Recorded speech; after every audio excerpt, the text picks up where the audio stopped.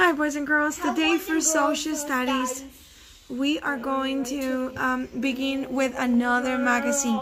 It's called Goods and Services.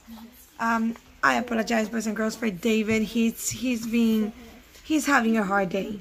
Alright, so in this magazine boys and girls you can see there's a girl and she's wearing an apron, right? So she might be the one selling these goods. These goods are vegetables, fruits and vegetables, right? Alright boys and girls, so let's go ahead and get into our lesson. Here we go, we're getting into our lesson. And we're learning about money. We're gonna continue learning about money. So it looks like another math lesson, but it's not. And you're gonna see why now. So let's go ahead and read a little bit about money. What is money? Lucas and Sarah are lucky. They get an allowance every week. The allowance is money their parents give them. Money is what people use to pay for things. So maybe some of you remember when you got money for snack. So that was like an allowance that you got every week, and you could spend it to buy money for. You could spend it to buy snack at school.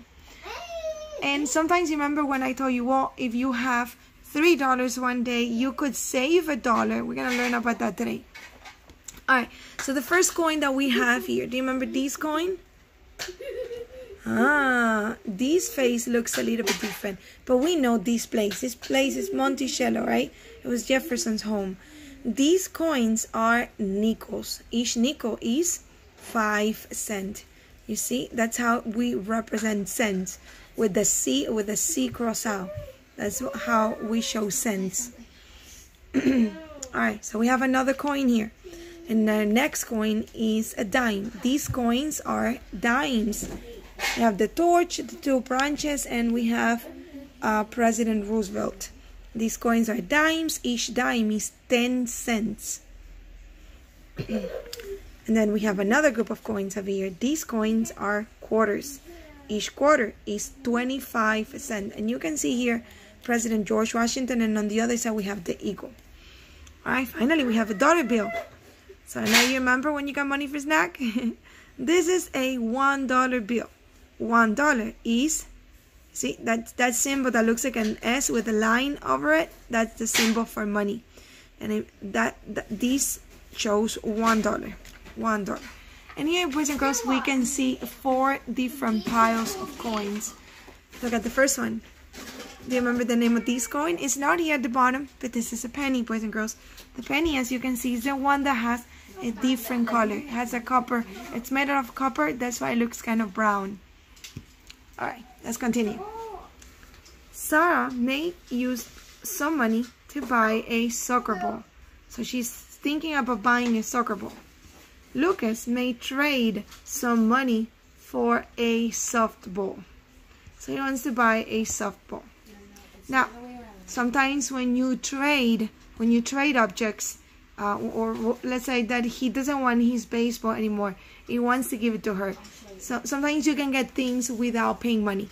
Because if one of your friends has something that you want, and that friend wants something that you have, then you can trade your toys, and you won't have to pay money. You can trade. Because trading is giving one thing to get another thing. Alright, so let's continue. Let's turn to page 4. And we continue to page 4. What to buy? So Sarah and, what was the boy's name? Sarah and Lucas continue wondering what to buy. Lucas and Sarah get to decide how to spend their allowance. Look at all the choices they have. They might decide to buy a toy. But this jump rope is $2. You see, $2. They might buy a book. The book is only $1. Or they might buy a treat to eat. The apple is 25 cents. It doesn't get to $1. It's only 25 cents. It's just a quarter of $1. So these are goods or things that people make or grow to sell. People make jump ropes, they make books, and they grow apples. Now, there are other things that you can buy, and they're called services. Face painting, for example, face painting costs $2. Maybe they will decide to have faces painted. They won't get an object for their $2. They won't get $2 for their. They won't get a toy for their money. David, I need you to lower your voice, please. They won't get an object for their money, but they will get a service. All right, lesson for $2, or they might ask someone to help them learn to play ball. So this boy here charges the younger boys $2 per lesson to teach them how to play baseball. These are services or work people do for others for money.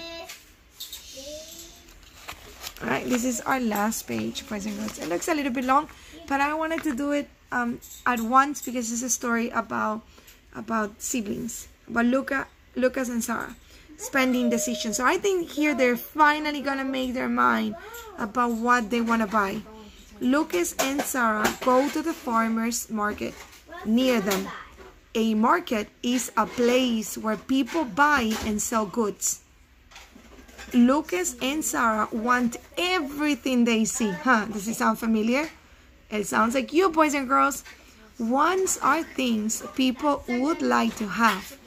Toys and books are wants. So toys or books are things that you might want, right? Food, clothing, and a place to live are also wants. But these wants are different from toys and books. A home, food, and clothing are also needs, right? And it's important, boys and girls, that you look at your needs before you look at your wants. So here we have apples for 25 cents, we have books for $1, and we have animals, probably toy animals, right, for $1, for $2 each. Lucas and Sarah can get everything they want. They don't have enough money. They will have to make choices. Let's see what it is to make a choice. Alright, so Sarah and Lucas know just how much money they can spend because they made a budget. A budget is a way of keeping track of money. It shows how much money comes in and how much money goes out. The money that you spend is the money that goes out. The money that your parents give you is the money that comes in. Alright, so Lucas and Sarah's budget. Well, this is what they get. Last week, the allowance that they got was $2. Each of them got $2, right? The money that we spent, well, they only spent $1. And then money we saved, they saved $1. So out of the $2 they got, they spent $1 and they saved another one. Right? So at the beginning, it might look hard to get to $20 if you only get $2 every week. But if you save it, boys and girls, by the end of the week, you are going to have $14. So it is really good to save. All right, Lucas and Sarah saved $1 from last week's allowance. That means they kept the money to use later. That's what it means to save. To keep the money to use for later. That's why I always tell you, if you have $3, don't spend it all today. You can save it for another time. So you can buy a snack another time. And this is how some people save their money, right? Some people save their money on a piggy bank. They put all the coins inside a piggy bank, and then one special day of the year, they open the piggy bank and they can use the money for something important. Some weeks, Sarah and Lucas spend all their allowance money. Some weeks, they save some money. Like someone is doing right there. Alright, boys and girls. So let's get now into our page. So it's super important, boys and girls, that now you look for this page. It doesn't have a title, but you can see a girl here buying something, and here you can see a piggy bank. So the girl buying something stands for spending. Spending is when you go to the store or when you buy something, when you give money for a service or for an object that you want to buy, or maybe for food. Right now, saving is when you put the money away. You don't want to say, you don't want to spend it yet.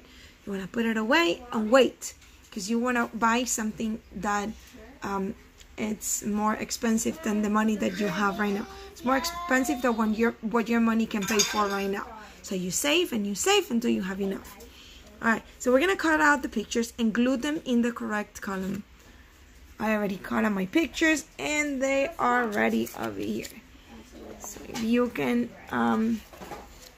wait for me for a few seconds, I'm going to put these pictures in order so we can grab them one by one. Okay, that will be 1,000. We can grab them one by one and we can glue them in the correct spot.